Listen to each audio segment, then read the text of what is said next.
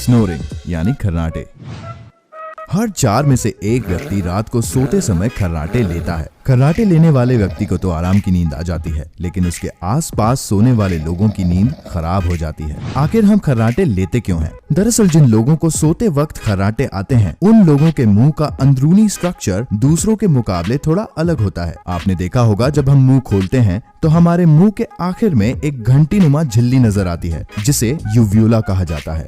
यही वो चीज है जिसके कारण सोते समय खर्राटों की जोरदार आवाज निकलती है। जिन लोगों को खर्राटे आते हैं, उनके मुंह का अपर पैलेट यानी कि ऊपरी दीवार और यूव्यूला का आकार आम लोगों के मुकाबले थोड़ा बड़ा होता है। ऐसे में जब हम सोने के लिए लेट जाते हैं तो हमारे मुंह में लटका हुआ यूव्यूला ग्रेविटी की वजह से श्वास मार्ग पर गिर जाता है, जिससे हमें सांस लेने में कठिनाई होने लगती है। ऐसा होने पर हमारा दिमाग शरीर के रेस्पिरेटरी ट्रैक्ट को खोलकर सांस लेने और छोड़ने का फोर्स बढ़ा देता है। हवा का फोर्स बढ़ने पर सांस लेते हुए यूव्यूला वाइब्रेट होने लगता है, जिससे एक साउंड पैदा होता है और इस साउंड को खर्राटे कहा जाता है।